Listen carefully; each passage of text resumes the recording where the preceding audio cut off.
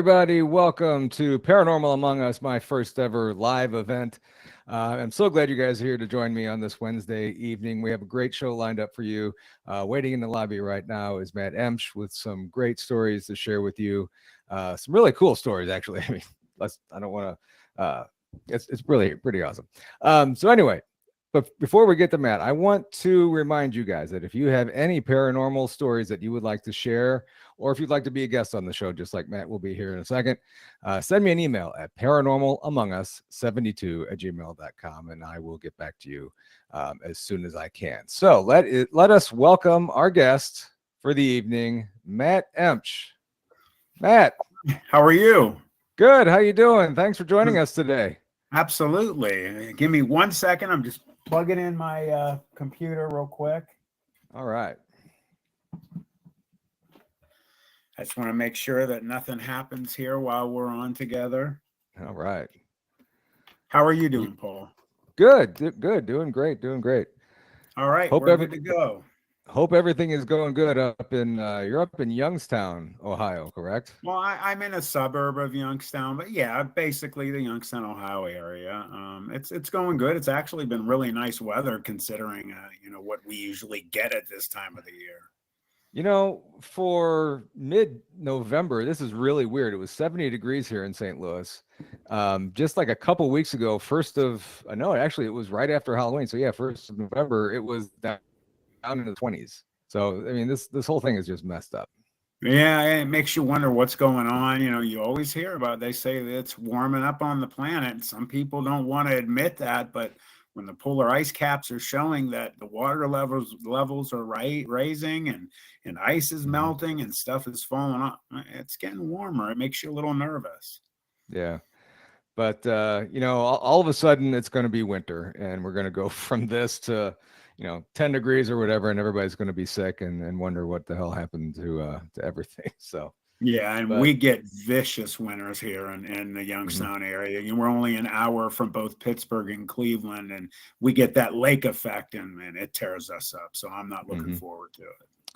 Yeah. We have relatives down in Columbus, Ohio. So, they're always saying they get what we have like a day later. So they when they see what I post on Facebook and everything about the weather, it's coming. So yeah, both my sisters are down there, and they usually don't get it as bad for whatever reason. Columbus is a little bit warmer, but yeah, they get slammed too for sure. Yeah. So anyway, you had an interesting childhood, or at least a couple experiences that you've shared with me in the past here. So why don't you tell us a little bit about yourself so the viewers can know a little bit about you here? Sure. Again, my name is Matt Emch. I grew up in Youngstown, Ohio, and I have had things going on in my life basically since I was a little kid. But when it got pretty noticeable, the one that really changed my life is I had a very life-altering experience when I was 14 years old, 1987. The summer after I got out of 8th grade, it was right before I was going to go into high school. And me and my buddies, there were 4 of us this day. We usually would have bigger groups that we hung around with, but just on this day, it just happened to be 4. And, we used to hang out down in the steel mills down in Youngstown, Ohio.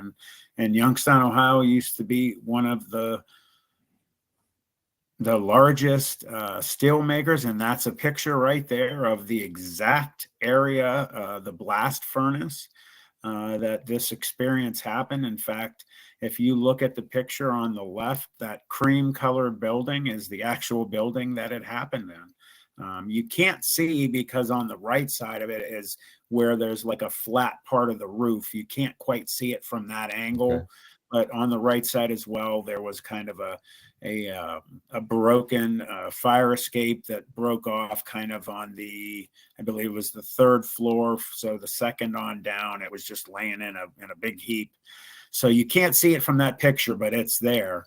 And we used to hang out there. We didn't just hang out there, but we would go all over. And we're talking miles of just buildings and all kinds of things. And we would go fishing in the Mahoning River down there, and there was just giant carp and different things in there. And one of the areas that we frequented the most was that blast furnace area.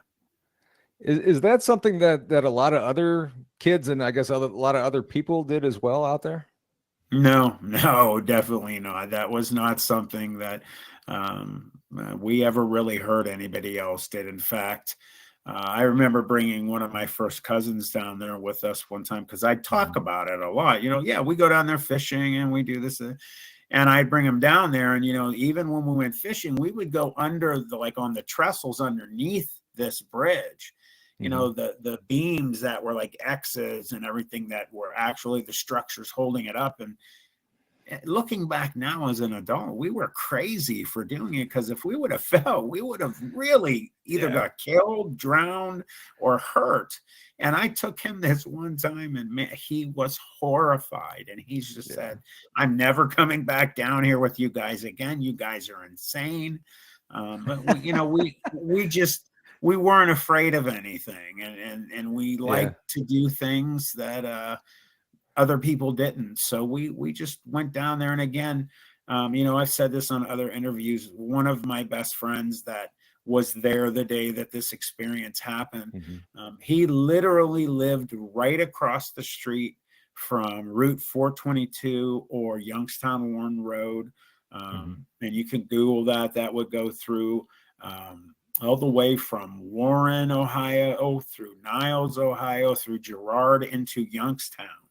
And that main road highway was across from his house. So right out his front door, you'd go down the stairs, you'd walk into his street. If you walked across his street, there was a fence that separated Youngstown Warren Road or Route 422 from his area. So if we hop that, which we would do, hop that fence, run across the 4-lane highway, we would be able to go in one area that we would always enter that would take us into the steel mill area. And it would take us like 30 minutes to get to that blast furnace area that you showed on the picture. And, I'm glad you showed it, because it also showed the railroad tracks, how close it was to those buildings. And that comes into play in this experience. It is part of one of the things that I'll explain of why it's important in there for numerous reasons. And it was super close to the building. And the only reason I could imagine that railroad track was so close to the building is when you have a steel making facility, you want to be able to ferry in material to make it and then ferry out the steel that you make. And there's a couple steel making facilities still down in that area. I forget the name. I think one might be Indelex or something. I could be wrong. There's like 3 of them. One really big one, which has taken over that whole area. Yeah. And they demolished that area you showed. So is that whole entire, well, I guess now it's all abandoned, right? Yeah, it's just if you Google Earth that area and you find the existing steel mill and steel making area, I think there's 3 businesses down there. Yeah. When you and I could find that area, and I've found it numerous times. You can actually see where that blast furnace used to be, and there's just big pieces of rubble, big areas of rubble and things, and you can tell something was there. But they demolished it. I mean, there was really no use for it to be there anymore. So they're just making room for new things that they're going to put down there. Okay, because that was going to lead to my next question. That do you think that what happened to you, which you're going to share here in a few seconds, caused them to demolish this? But it sounds like they're going to. It's a good question. My best friend's father, who, and again, 2 of my friends are no longer here, so I don't have their permission to give their names, and I'm never going to dishonor them and their family by doing that. Now, if their family says to me sometime, "You can do it," I will be happy to do it, but I'm not going to cause a problem with my friends, who I'm still friends with their families. Oh God, no, But my best friend's dad worked for the city, and it's not hard to figure out what he did. And anybody that knows me that sees this knows who I'm talking about. But he knew somewhat about what was going on down there.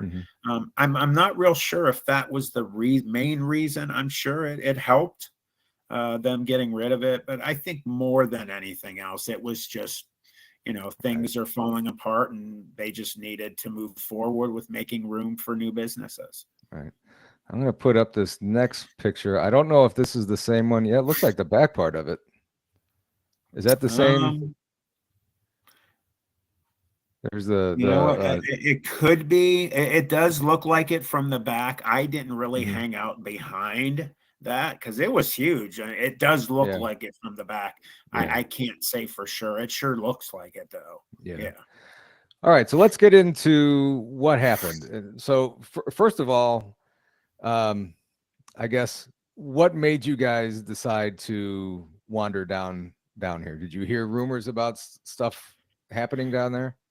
No, no, we just, we were just adventurous. Hmm. We were growing up in a time where, we had great families. It's not that our families, just said, go do whatever you wanted. We were just, we weren't afraid of much. Hmm. We grew up in a dangerous time in Youngstown, and I've said this in other interviews.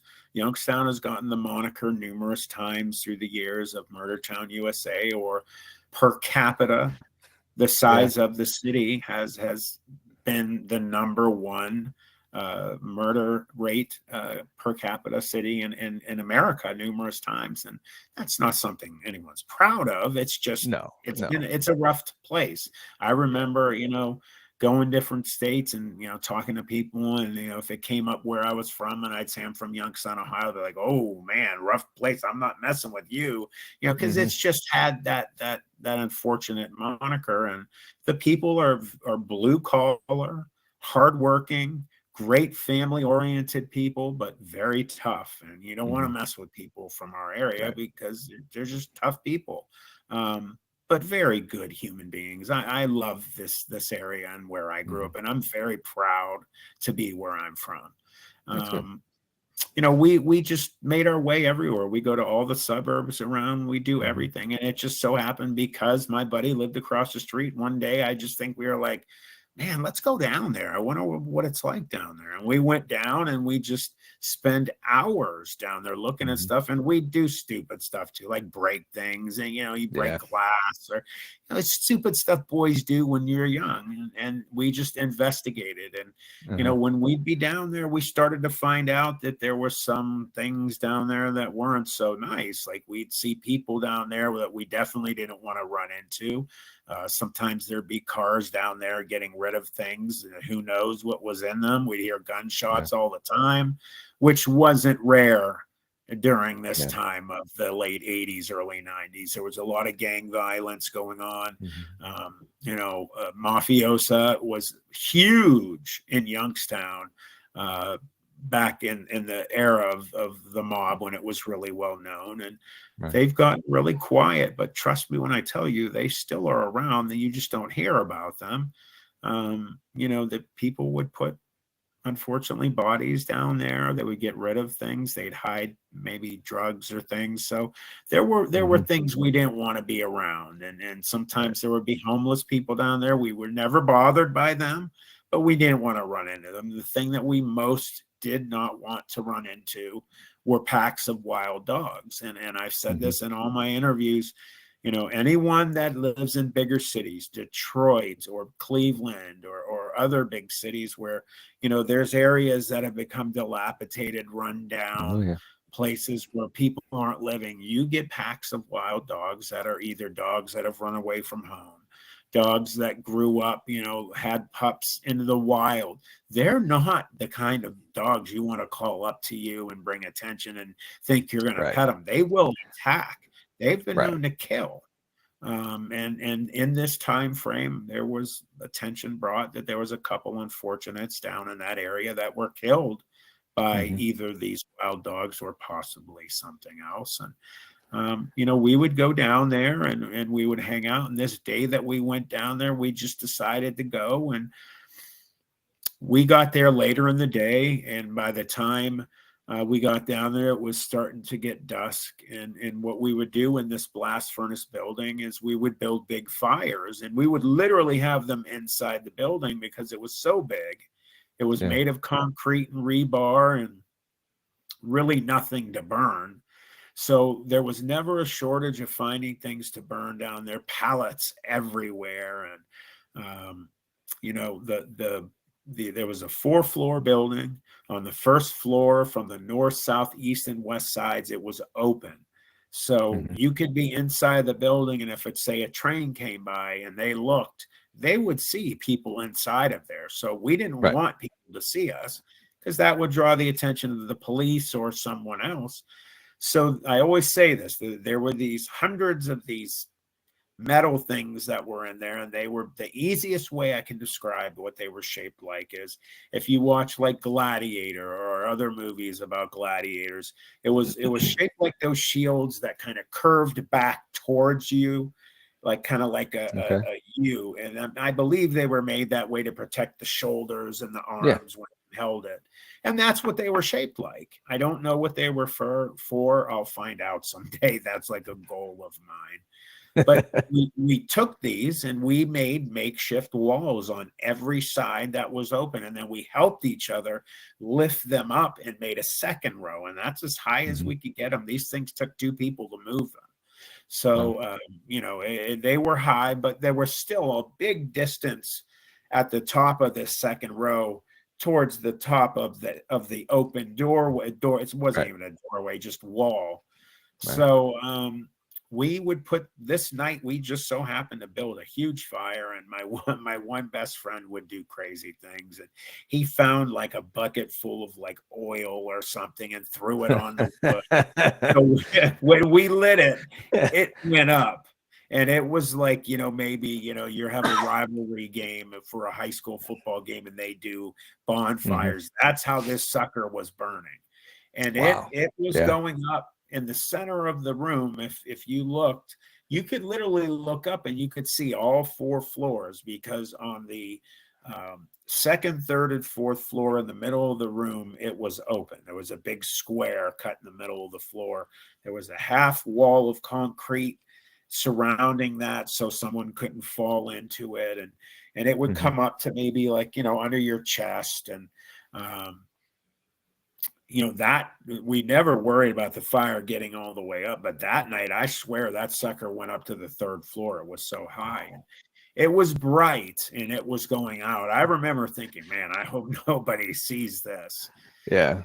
And we were in there, and it was probably 9:30, almost 10 o'clock. And I specifically will always remember we were just staring at this fire. And anyone that's been to a campfire or burning leaves at night, or fires, just draw your attention. You kind of stare at them and you kind of zone out, Yeah. and you know, you just stare at them. I mean, animals do it too. Mhm. And I remember no one was speaking. We were just staring at the fire, and that was rare for us. We were always making noise, and we heard a pack of wild dogs. And you know, the building that we were always in, it didn't have stairs to get up into it, so we would kind of have to hop up on this concrete outcropping that they had. The stairs had just crumbled away from non-use, Mhm. and we weren't worried about, you know, things coming up there, so that's why we chose it as well. So we went outside and we stood on this and we watched the dogs run right by us, and they always paid attention to us when they saw us, and they would bark at us, you know, from down below, and they couldn't get up to us, Yeah. but they ran right by us. And as soon as they ran right by us, still in front of the blast furnace building we were in, they made a quick left, went over that railroad track you showed, and then Mhm. just past that railroad track were huge piles of, they call it coke in the steel making industry. Yeah. And it's just some type of material. I don't know what it is. It's just made for, I guess, purification and for Mhm. making the fires hotter to make the steel. And it went for as far as the eye could see, left to right. And it was maybe 15, 20 feet high off the ground. And these dogs ran over that railroad track up one side and down the other. And then within seconds, we start hearing the telltale sign of dogs fighting. And we immediately were like, what the heck is going on there? Why are these dogs fighting? They were just running together. We thought they're fighting with each other, and they weren't. And within a couple seconds after that, we started to hear something else louder, deeper, that overtook this pack of 6, 7 dogs that were all biting, barking, attacking, and it was loud and deep. And we realized immediately they're not fighting with each other, they're attacking something. Mm-hmm. And almost within a few seconds of hearing this almost kind of roar, growl type of noise is when things really started to get crazy. And 2 dogs. Go ahead. I'm sorry. And it's definitely a different kind of bark when it's protecting somebody from something or whatever, protecting your family or whatever, than it is trying to attack somebody. So I would think most dog owners know that. Yeah. It's the kind that if you hear it outside, you run outside and you're seeing what's going on. So it was obvious that something bad was going on.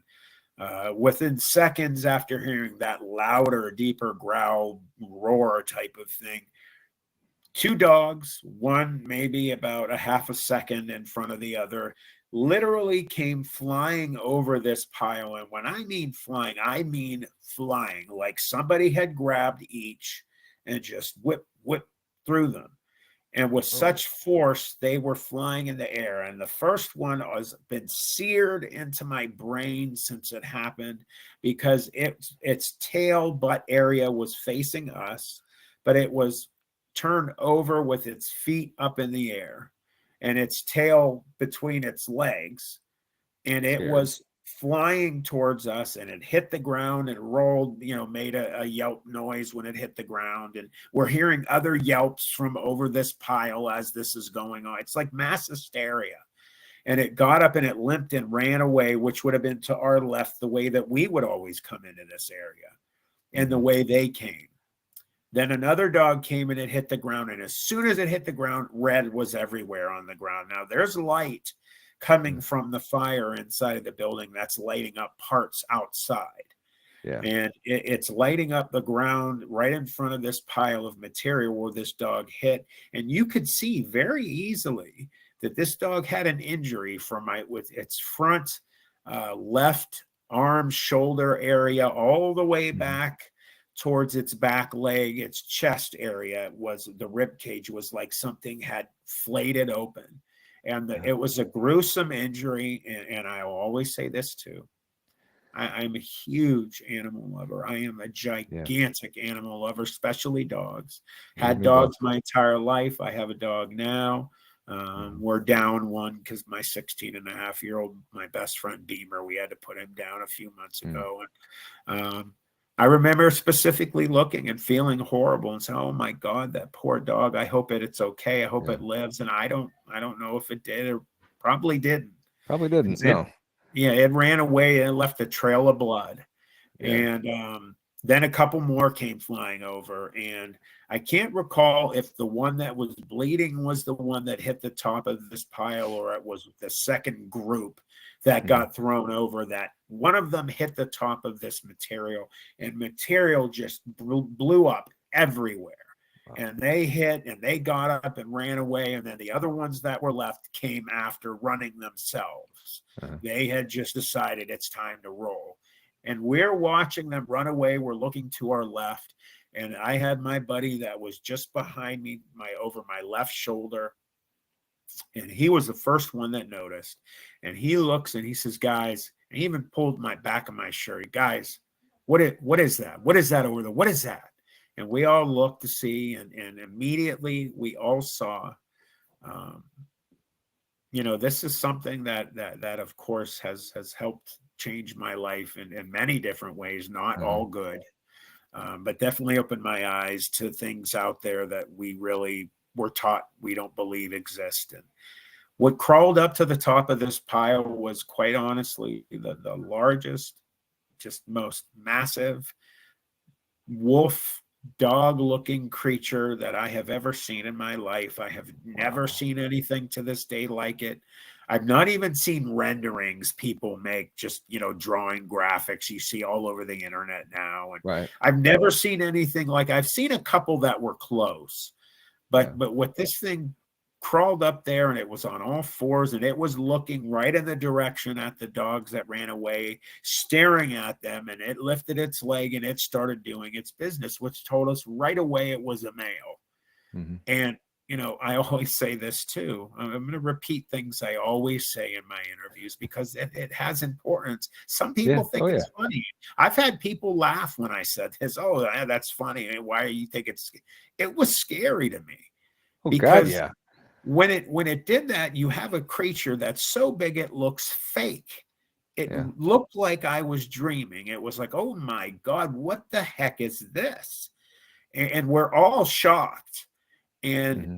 when it lifted its leg, I got the impression in my mind almost like it was thinking towards them, as if it were saying, I'm marking my territory. I let you live. You come back, you won't ever leave again. And then it started doing this. Right. And then when it released its flow, um, it came out like a hose, literally like a hose of water somebody turned on. Wow.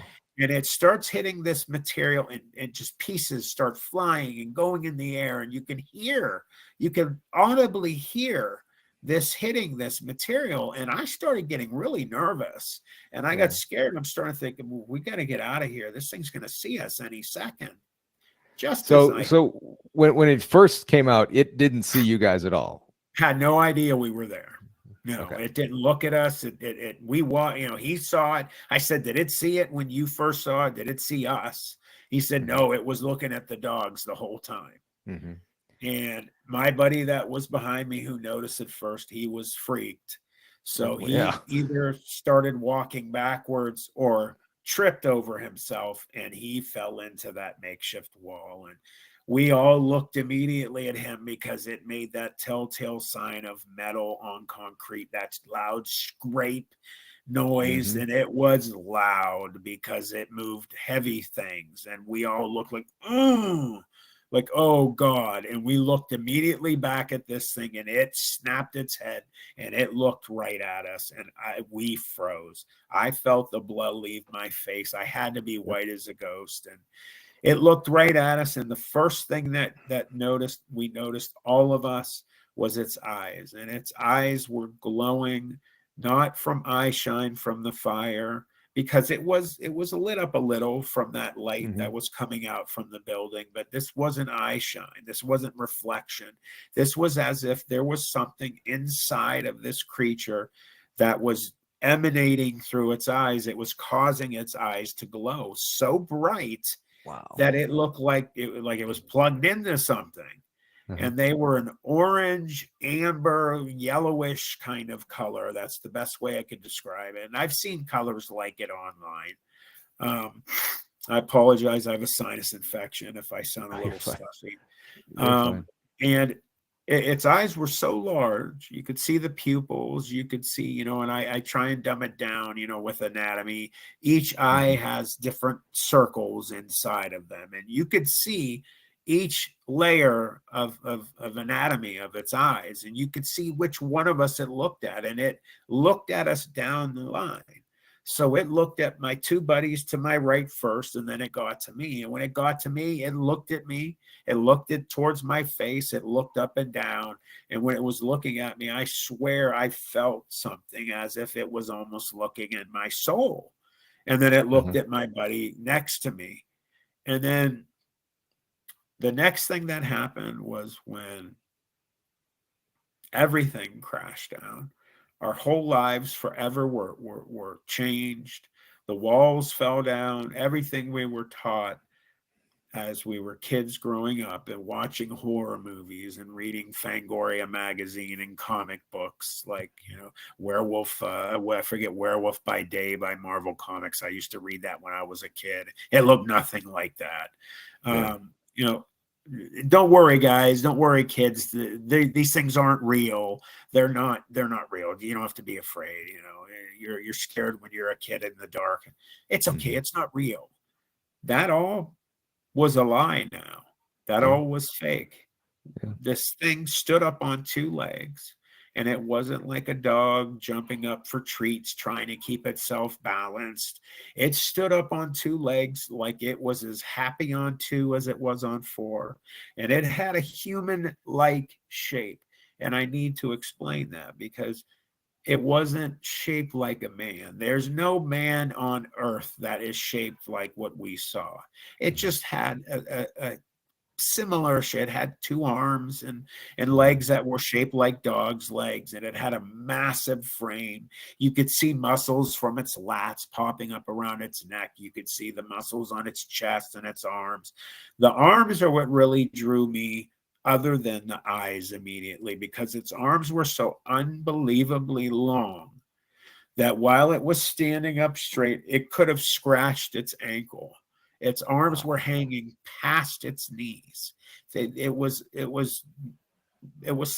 nightmare fuel. It was something out of a nightmare. And I thought I was having a nightmare. I thought I was dreaming, and I was waiting at any second, when you're having a horrible nightmare and you realize in your nightmare, you're like, I'm sleep. I know this is not real. I'm going to wake up at any second, and I'm waiting, and we didn't wake up. It was really happening. And it growled and roared at us. It bared its teeth and it roared. And when it roared, it was not like a bear. It was not like a lion or a tiger or a wolf or anything. It was like a combination of all of those put together. And immediately we felt almost like a wind hit us. And it went through my chest. I felt everything inside of me shake. And I felt immediately like my legs, I had just ran a race or something. I wanted to go down on my knees, and I felt it all the way from my thighs and my quadriceps and hamstrings down to my calves into my ankles were so weak that I was bending over, but I had my head up and I was still looking at it.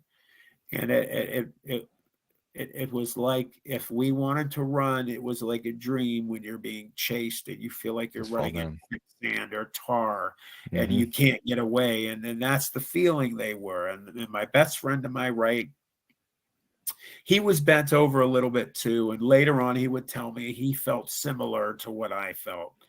The other two who were on the ends, they were completely bent over, almost to the ground. And one was dry heaving. The other one, I remember my buddy to my left had said, I feel like I'm going to pass out. And it took two steps. Go ahead. This creature didn't make a sound, right? It did make a sound. It made a roar, like a like a combination of like a bear, a tiger, a wolf, and something else. It was loud. It was physically palpable. Like we shook when it hit us. And I've obviously studied up on as much as I could through the years. I've been obsessed with good reason. And I know about with predators, infrasound, and I've heard a lot of people talk through the years about cryptids and about Sasquatch using infrasound and other experiences about dogmen that I've seen similarities that I've thought they might be real. Because let's be honest, I differentiate what happened to us as an experience because it really happened. And I don't begrudge anyone that doesn't believe me. It's up to you. You can believe whatever you like. But there's some stories out there that are cringeworthy, and we've all heard them. They're like, oh man, are you serious? They're really saying this. And you can tell they're fake and that, but this is an experience. This really happened. And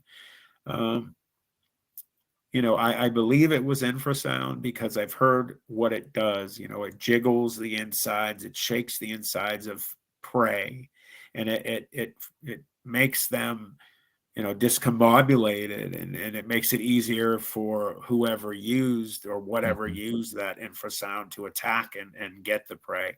Also, elephants and whales utilize infrasound. Like whales use it underwater to get their song heard much farther distances under the water. And so, they use some animals that utilize air sacs in their throats that help that get out louder. And it almost had a frequency to it. Like I've seen video of alligators and crocodile when they do their growl, their type of thing that they do when they're in water, and you see water dance on their back and stuff. It was similar to that. It was almost like there was a frequency in it. It was real quick when it growled. And we were sick. I didn't feel well. And this thing took 2 steps. And like I said, it was probably 15 to 20 feet high. It was 20 to 25 feet away from us.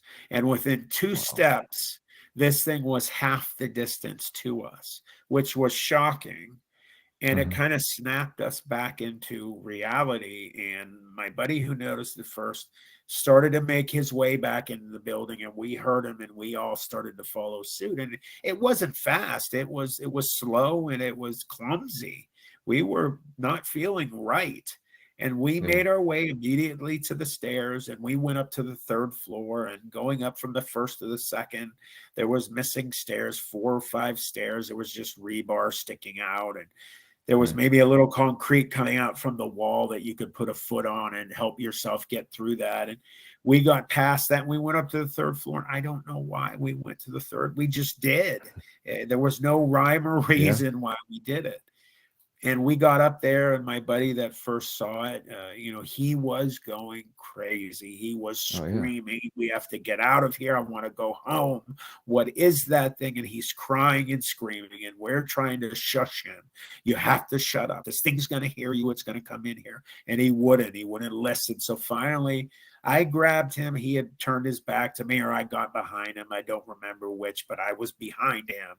And I grabbed him from behind, and I cupped his mouth, and I grabbed him so hard that I picked him up off the ground, and his feet were dangling. I'm a big man. I'm 6'4", and I was a big kid too. And he wasn't real big. And I picked him up, and he's, screaming with my hand over his mouth, even though he's dangling his feet, and he's shaking, screaming. And the other 2 are trying to shut him up. They're holding on. Be quiet, be quiet. Finally, he starts, you could tell he's gasping for air. And I set him down, and we all look, are you going to shut up? Are you going to be quiet? I'll let you go. And so I real slow pulled my hand away, and he sucked in air. And before we could say anything, we felt all at once a big vibration thump through the building, and then that telltale sign of, like, if you have dogs, you hear dogs' nails on your hardwood floor. It was that type of noise. And we knew immediately that this thing was coming in the building. And we froze. We turned around, and we looked right at where that opening wall is, where we came in. And all of a sudden, within seconds after hearing that thump and feeling the vibration go through the building, the head starts slowly coming through the doorway, and the rest of it. And, I always say this too, you've always been, at one point when you're driving, you've stopped at a railroad track and you get stuck by a train. Some of them get by real fast, and then others, they just keep going and going and going. And you're like, man, when is this train going to end? This is like almost that mindset that we had. This thing started coming in the building, and it just wasn't ending. It just was so long. It was almost like, my God, when is it going to end? And the fire was hitting it. So when it came in, the fire was to its left. So the fire was hitting it, and it threw its shadow on the wall. No, any human being, even a child that walks through the light of a fire, their shadow gets thrown, and it's 5-10 times bigger than that individual is. Yeah. So imagine something so big that you feel like you're dreaming. You feel like it looks fake. It's so big. Getting that hit, there was no form on the wall. It was just all overtaken by black. And then it finally came in, and the light from the fire lit this thing up, and it was so black that when it was outside and it stood up, I forgot to say this, the night sky was completely dark. It was evening 100%.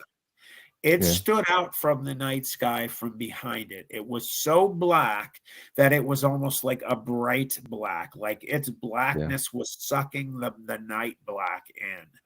So it came in and it was just a bright black. And I remember I used to think at first, like it looked like it had a white stripe that went down from its neck all the way down to its tail, down the middle of its back. And I was like, I think the light was shining, you guys. You see, it had like a stripe from the light. They said, no, it was white. It had a white stripe. So they told me, no, for sure that thing had a white stripe. And it went down its back, and it was looking around the room, and it would every once in a while sniff. And you could see the tips of its teeth hanging out from the top and the bottom of its lips. Even when it wasn't, it would once in a while when it would sniff, it would bare its teeth just a little when it would sniff. And you'd see a little more white glint. But even when it wasn't showing teeth on purpose, the tips were hanging out down and up.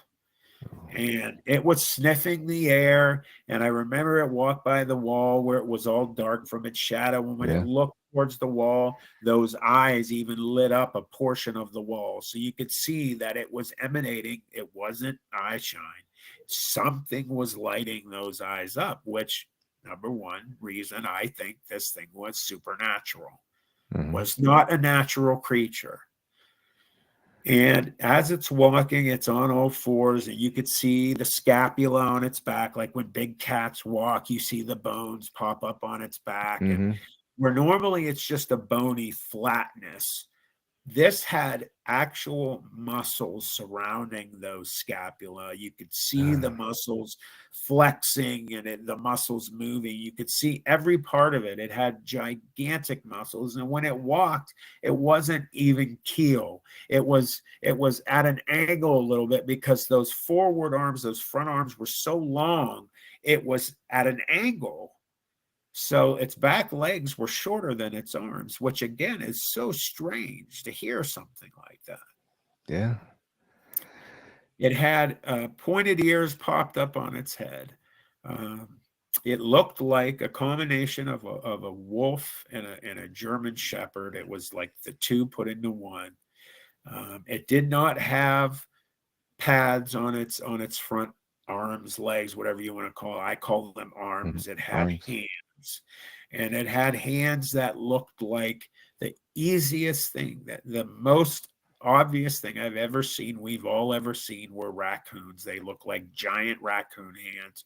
I never noticed nails or claws or anything, but two of my other buddies said they definitely saw claws.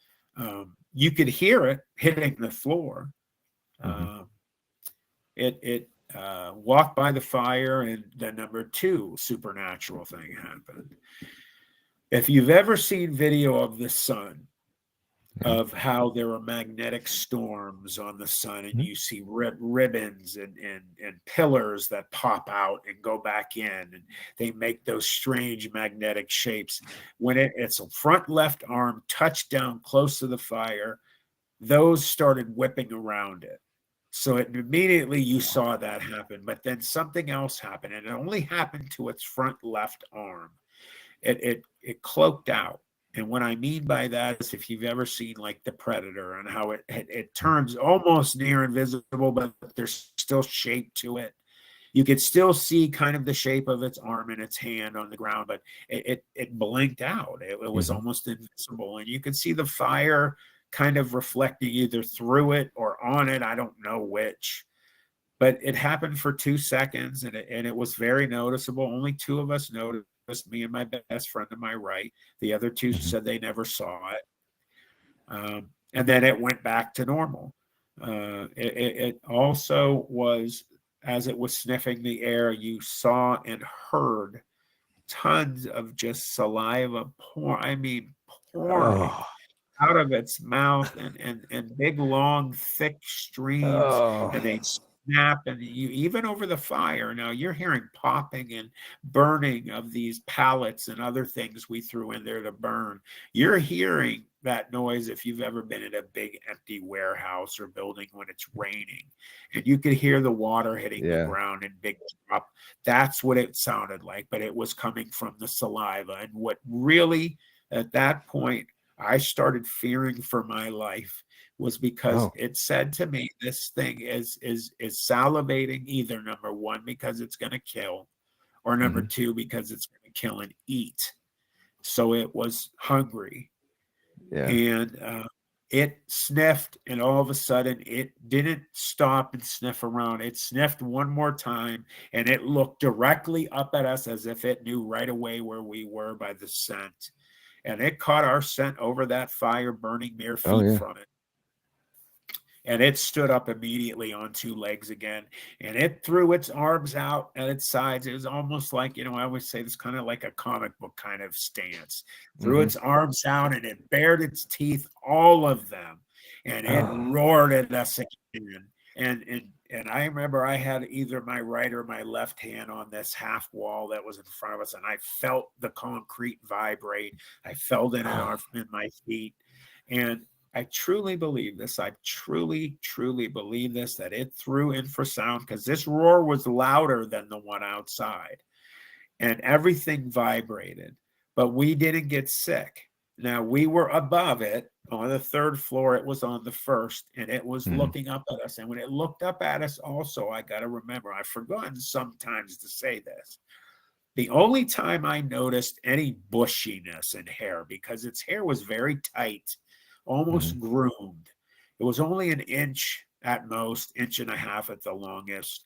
When it looked up at us and its neck flared, these tufts of hair popped out from the side of its neck, and they were shaped exactly like spades. Like if you took the spade card Oh and you yeah. look at a spade card, how that's shaped, it's exactly the way that this hair was shaped on its neck. It Hmm. was very odd, but I always stuck out to me. I was like, oh my God, it looks like a spade. Yeah. And I don't know what it was for. It just, that's popped out. And the only time we saw hair or bushiness was when it When it turned did that. its neck up and it popped out.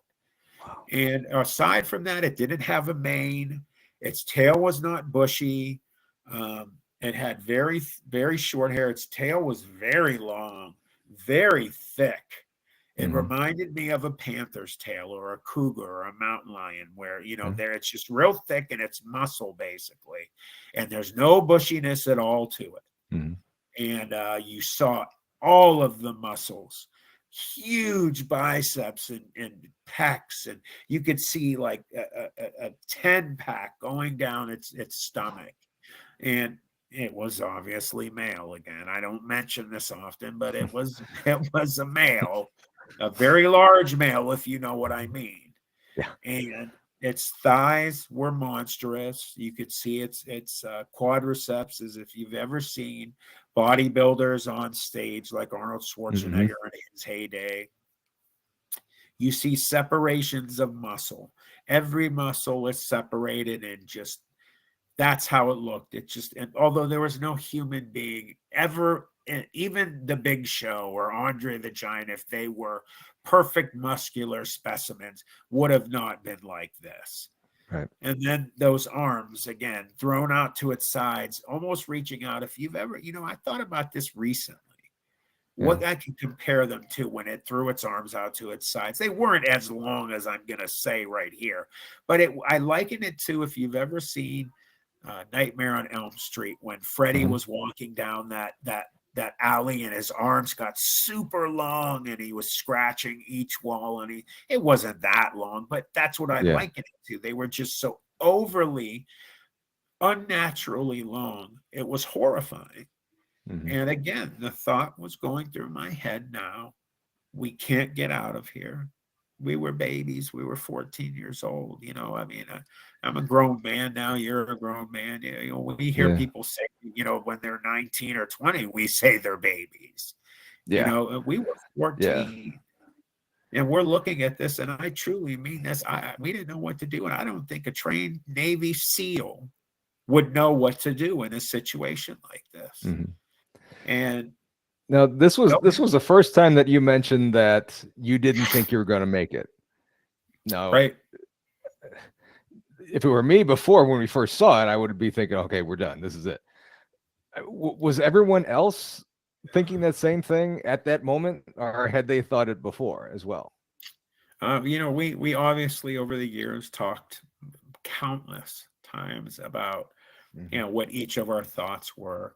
My one friend that noticed it first said that he started to think we were going to die when we first got up to the third floor, which is why he started going, I always say postal. And I don't mean to be disrespectful about that, but Right, that's right. the only way I can describe the way he was acting. He said he felt like he was going to die right when it stood up. He said, I thought we were dead. And Mhm. that's why I was screaming. And that's why I lost my, what, you know, numerous times, is I just thought we were going to die. And everyone said numerous times they also kept thinking, okay, I'm going to wake up. When am I going to wake up?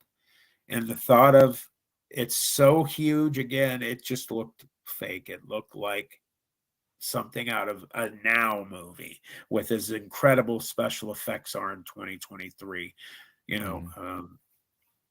it really started to come into my heart, that because I realized from where we were on the third floor, either if we went down those steps, that's where we would meet it. If we ran outside, there was a door to my left that ran out to the fire escape. And as I opened up with there, from the third floor down, it was broken away from years of non-use and rusting away. Mhm. It was all laying in a big pile of metal, a heap on the ground. So you could go up from the third floor outside to the roof, and then you could go up to the fourth floor where there was another set of stairs, a very short set of stairs that would take you up to the roof. So we had no way out, and I realized that at that point we Right. were stuck. And this thing growled at us, and it looked over to its right, which was where the staircase was, and it looked, and then it looked back at us, and it was still baring its teeth. And I don't know if it did or if it was just snarling at us, but it almost Mhm. came off as like a sick smile. It was almost like it was like, I know what's going to happen to you guys. I know how to Yeah. get to you. And then it dropped down to four, and it jetted for those stairs, and my heart sunk. Yeah. And it hit those stairs, and as it hit them, it started to turn to the right. And I'll always remember this, is its right side came close to the wall. It might have even brushed the wall. Its tail turned to the left. It was using it as like a rudder. It was almost using it as it was Mhm. using it as a weight bearing rudder to keep itself an even keel. I remember the tail turning to the left when it turned to the right. Like if you've ever ridden a snowmobile and you turn to the right, you put your weight to the left. Yep. And that's kind of what it did. It used its Mhm. tail as a rudder, and it hit those stairs, and it stepped, not jumped, stepped over those missing stairs I told you that we had to jump over, Jump over. like it was an inch, like it was just like an inch long, and it got up to the second floor in an instant. And then it ran to the other set of stairs, and it started to run up. Well, when it hit that all four, and it was some people might say, why would you say this? But the way it ran was almost beautiful. If you've ever seen a panther or a cougar or a mountain lion Yeah. jump out of a tree or off a cliff, they have a beauty of the way that they run. It's almost like it looked like liquid metal or oil, or say it just moves so fast and incredibly just efficient. And it Majestic. wasn't only made for one thing. Yeah. It was. And when it hit the bottom of that first set of stairs, my other two buddies, my one that had lost it and I grabbed his mouth, starts running in circles, and then turns around and runs up to the fourth floor to that small flight of stairs. And he ran up there, and I lost sight of him. And then my other buddy, almost at the same exact moment, had ran outside to the fire escape, and you could hear his feet hitting that fire escape running up to the fourth floor. And I thank God, because as I told you, that thing had fallen away and broke. He's lucky that that thing didn't give and he didn't fall. I'm Yeah. shocked that it didn't. Now, he Yeah. wasn't an especially big guy, so I probably strained at him running up. So they left. I was where I was. I was frozen in place. I was absolutely petrified. And my best Yeah. friend was just to my right, probably 10 inches to my right. And we were stuck there. And it hit the second flight of stairs that would take it from the second floor to the third floor. And I need to explain. I was feet from the top of that that staircase from the second to the third floor. So whoever or whatever would have walked to the top of those stairs, the first person that they would have come in contact would have been me. And so I'm watching this thing run up, and I start to have very quick thought. It wasn't slow. Mm-hmm.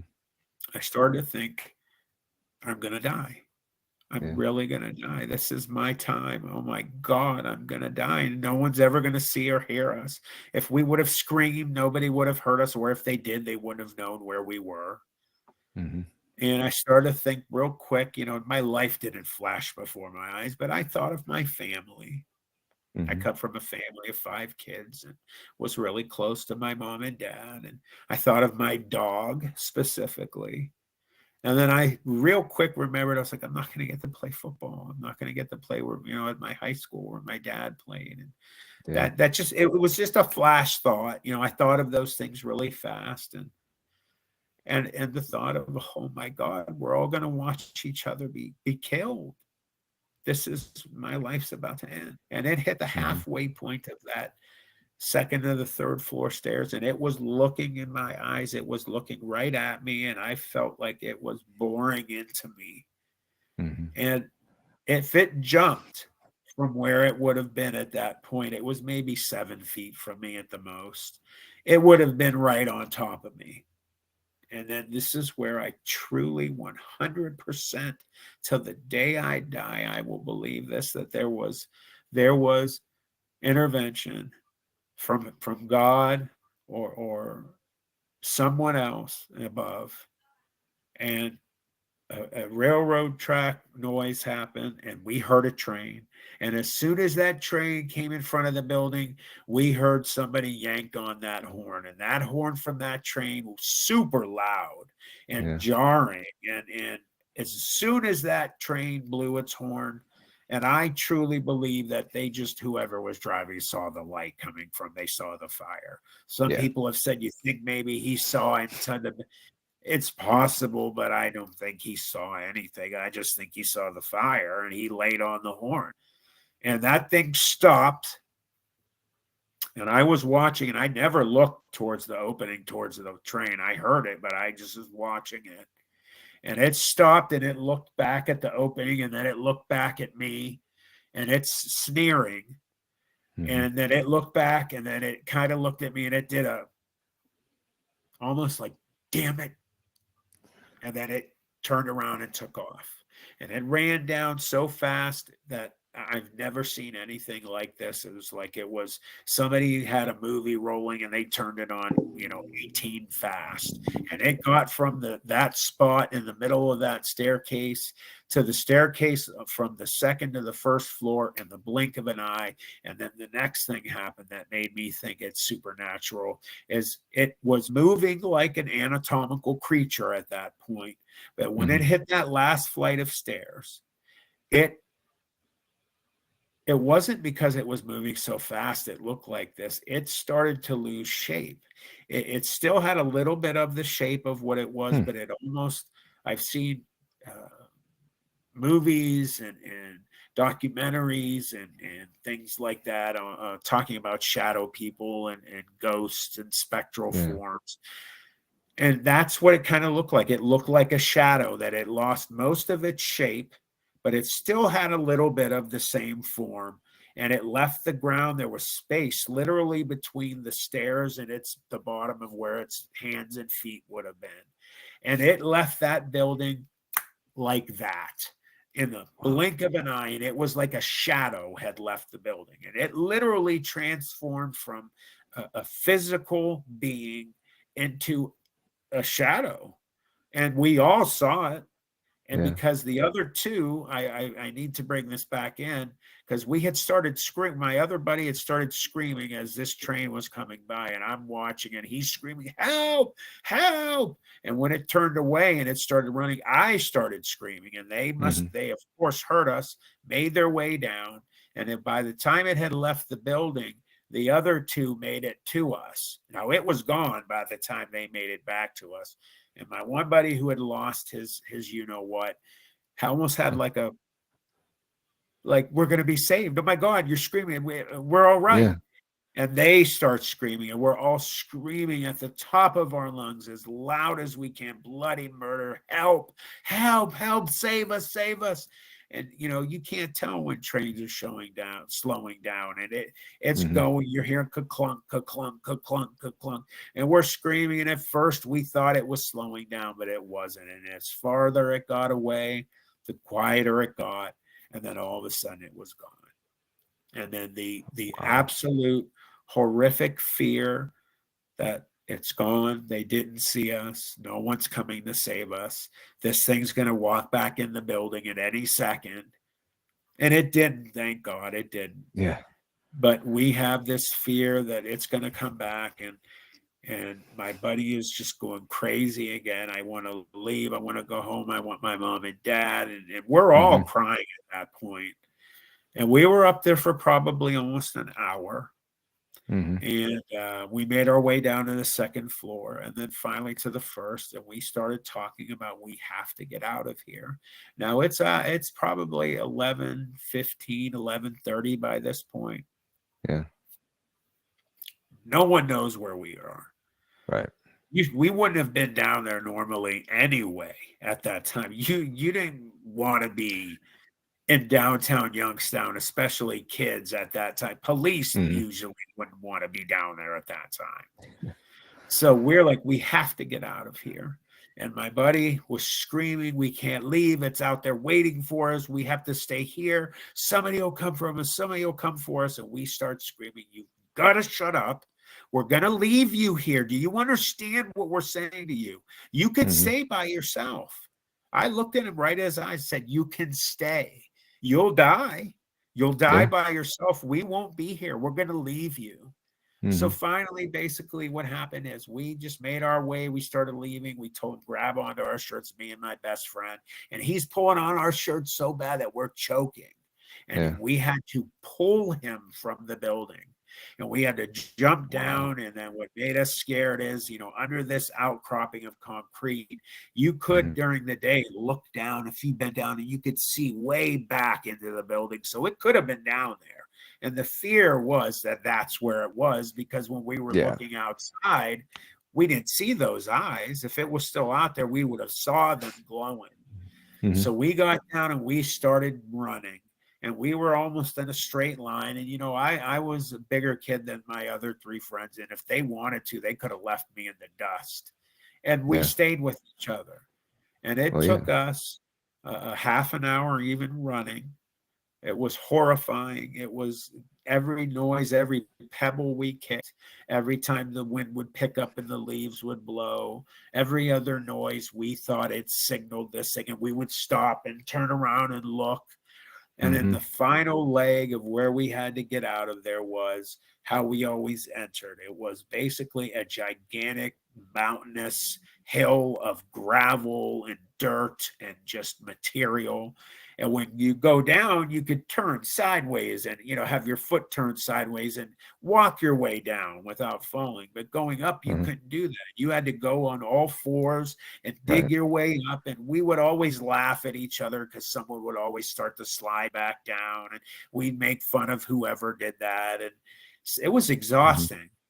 But really exhausting because we're really trying to pull ourselves up. And as one of us, and it happened to all four of us, we all started to lose our footing. Is it behind me? Is it behind me? Oh my God. Oh my. And it wasn't. And just as we get to the top, we hear the wild dogs from a distance. And we thought that signaled it's back.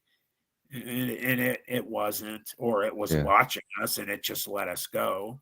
And we never saw the dogs. And we made our way across the street to my buddy's house. And his parents weren't home, and I always say this, he had a hose out, and I remember drinking till I got sick, and I just sprayed it all over me, and we all did the same thing. And Mm-hmm. one buddy was laying in the front yard, and we were sitting on the stairs and on the porch, and we just stared, and we didn't say a word to each other, and we just stared in the direction where that blast furnace would be for at least an hour. And we made our way back to my best friend's house. And we had decided no matter what, whenever we tell someone of our parents about this, we would all be together. So if it was one of us, it would be easy for them to Oh, say, whatever. But four of us, yeah. we could stick up for each other. Yeah. And two of my buddies, their parents, they wanted nothing. You guys are crazy. You're full of crap. You saw a dog or a wolf or a bear. Yeah. The only two people who gave any idea of they believed us was my best friend's dad.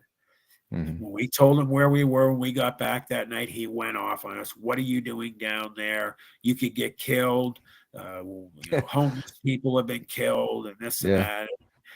He called my dad to come get us, and we told him what happened. And they had a conversation in the kitchen about what was going on, and he let on that he knew what this thing was, and made my dad promise that he would talk to me about keeping my mouth shut. And there's a longer version of this, and Right.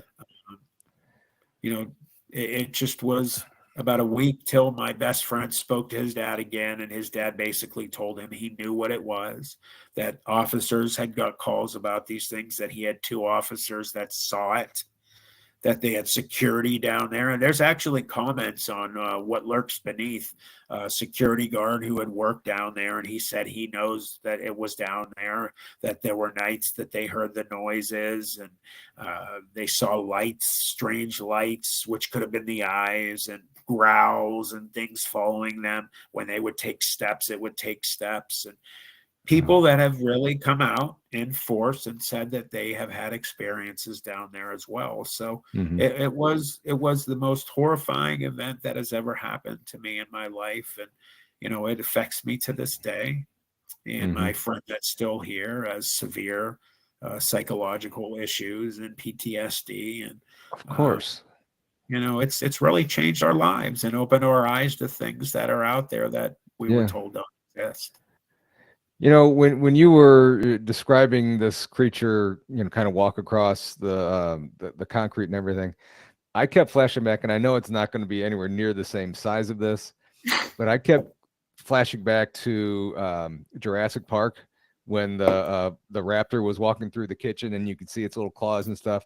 I mean, that in my head, that's kind of what, and their kids were hiding in the cabinet there. Oh, that just gave me goosebumps. Wow. It did. This whole story gave me goosebumps. Yeah. I really go back there. I've told this experience over the last 2 years. You're probably 15th or 16th different time I've given this online, and it never gets easier. I always go back there like I'm sweating a little bit. Yeah. Sometimes I cry. I'm not embarrassed to say sometimes I cry, and it takes me back. And there's never a time I do it that I don't get goosebumps and the hairs stick up and I don't feel like I'm back there. I hear people say, well, I want to see one. I want to see. No, you don't. Really? No. Yeah. Yeah. I mean, you were probably 7 feet from not being here right now. Yeah. I mean, I'm very lucky. There was divine intervention. I truly believe that we were saved. Wow. I mean, that's that. Who's going to play you in the movie of this? I mean, that's the kind of thing. I mean, make a great Halloween movie based on a true story. I mean, it would, and I will probably cover my face at times if because I tell you what, you're not the only one who said that, especially lately. I definitely would love to see it made into a big movie someday. I'll wait for the right one to come along, and I don't know. I mean, just like anybody else, you want somebody good looking to play you. So I don't know. I don't know. I mean, it would be cool to see, but scary. It would be. Yeah. I mean, I was told before I reached out to you that this was the scariest movie that you'll ever hear, or scariest movie, scariest story that you'll ever hear. And yeah, I mean, especially you described it. You go into such great detail of describing this creature and stuff. And like I said, Jurassic Park, the raptor coming walking through the kitchen. And then I kept Very, thinking King very, Kong when you were when it was looking up at you. yeah, and that's a great description. I love that. I've never thought of that before, but you're right. It was that kind of noise. Yeah. Wow.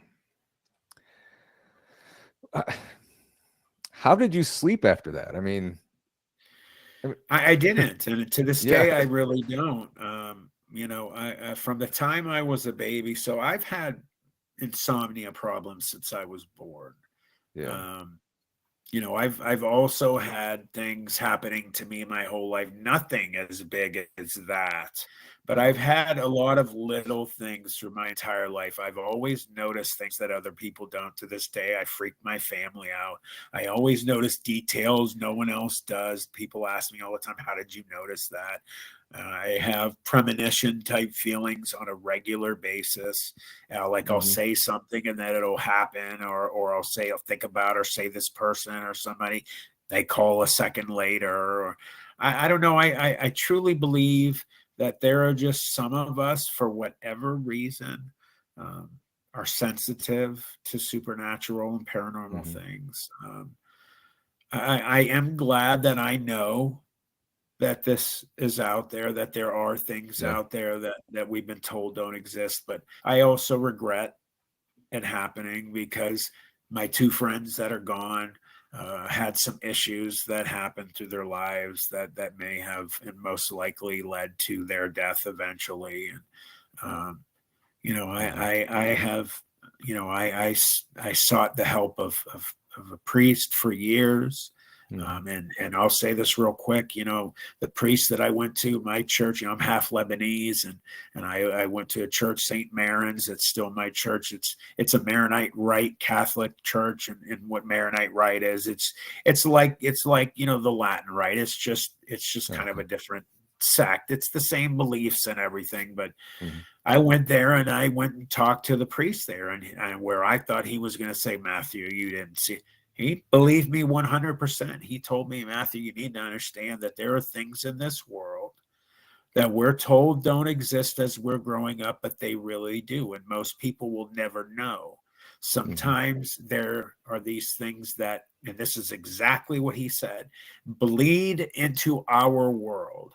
And sometimes we don't see them, and sometimes we do, and sometimes they Mm-hmm. don't notice us, and sometimes they do." He Wow. mentioned Yeah. exorcisms and possessions, how Mm-hmm. real those are, and you can, you go right to Italy, right to Rome, and into the main, seat of the Catholic Church, and they have the best exorcists in the world there, and they Mm-hmm. send them all over the world. That's not fake. Yeah. That's real stuff. Yeah. So, there are things out there that people just, they'll hear this and they'll say, "Ah, bull crap, he's full of it," or "he saw a bear with mange," or whatever. Mm-hmm. We know what we saw. It really There. happened. And there Yeah. are things out there that do go Mm-hmm. bump in the night. And I hope that most of people that hear this will never experience something like that. Yeah. I mean, and that was a time when, parents would let their kids kind of go wherever they want, just be back when the street lights come Right. back on. And you hear Um, also, the missing 411, and you hear how many people are disappearing in our national forest and parks, and it's really starting to grab the attention of everyone. yeah. I mean, Some of these things is are it making is it people disappear. is it killers, people killing people, or is it something like this taking people? I Or think it's a combination. yeah, yeah. Wow. Well, Matt, that is I still got the goosebumps going down my leg. This has been an incredible story. I hope everybody enjoyed this. Thanks for Um, having me. Sure.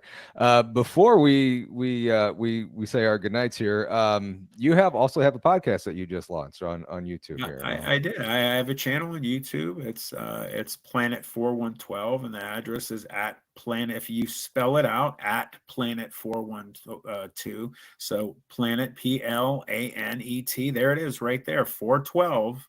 If you go there, you'll go to my new YouTube channel. I appreciate you putting that up. I'd appreciate everybody going, and I have a video up and a short. And I would appreciate everybody to subscribe and hit that like button, and also the bell, let you know whenever I let new content out. I can't believe I'm saying that these days, but I am. I'm getting ready tomorrow. I'm going to be dropping a brand new video and a short. So I'm going to try every week to drop at least 1 to 2 videos and 1 to 2 shorts. It's not easy to get it done, but it's something that I'm very passionate about, and I'm going to be doing hopefully for years to come. And I really mean this, I truly care for every single subscriber. We're almost up to 600 subscribers since Saturday. Wow. I'm told that's pretty good. I don't really know how that works, but I really care about every person. Yeah. I truly do. And I appreciate every single one of you. I found out a couple days ago there was a actual subscriber number 412, and they sent a message to me. I'm subscriber 412.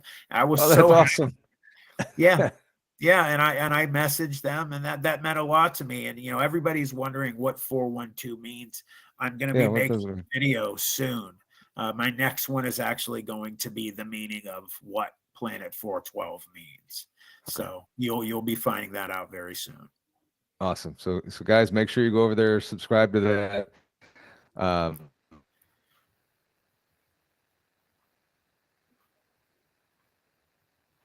He froze there for a second. Planet 412, everybody.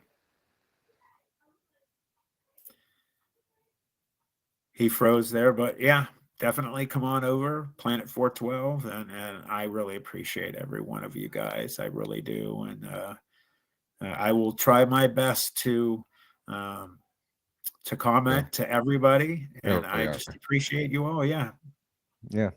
So Matt, I appreciate you coming on. Thank you so much for for sure. joining us. It's just been incredible. This was a great story. Thank you. I hope all the viewers enjoy it as much as I enjoyed it. You know what? I forgot to mention this. And I told our friend Rye Voss about this. You were on their show, The Lost Frequency. Make sure you guys subscribe to that one as Ryan well. and Tom are good guys. I was watching that live, or that live when you guys were on there. Behind you in that hallway that's behind you, or whatever that is back behind you, I could have swore I saw someone back there. No, the other side. That dark spot back there. Yeah, Is that a curtain? it's a Or is that a curtain. hole? Okay. No, it's I a could have curtain. swore I saw a face in there during their show. Oh, jeez, man. Now I got horrible goosebumps now. Oh, man. Woo. But it could have been a dog, but it seemed like it might have been up a little bit higher. But I mean, Well, I had a crazy dream not long ago, where I saw the thing that attacked us when I was a kid, and it basically told me that it came for me all those years ago, that that I talk about it too much, and that it would be seeing me again, that it would be coming for me someday. So I close these drapes. Those drapes right there are to my backyard, which I have woods behind it. And every time the sun starts going down, I close them because I close always those things. expect I'm going to see those eyes light up. So now I'm Oh, even more freaked out. sorry. It That's wasn't okay. no. It wasn't glowing eyes or anything like that. It was just looked like a dog's face or something. But so I yeah. wouldn't doubt it. I've had the next episode. It's going to be about Beaver Creek State Park, which happened a few Mhm. months ago in Ohio. That I had a supernatural experience happen, and it's going to touch on that. So I wouldn't be surprised if there was something behind me. I'll be honest with you. And I kept rewinding it and I didn't see it. So after that, so it might have been just my eyes. So That's okay. All I right. hope it Well, was just your eyes. yeah, because I haven't seen anything like that. I mean, my wife has seen a spirit in this house. I have not seen anything. I've smelt like my dad's cologne one time, but I haven't experienced anything yet, and I'm a little sad about that, actually. No one wants to come and see me. Well, that smelling Yeah. his cologne is Yeah. definitely a sign. Yeah.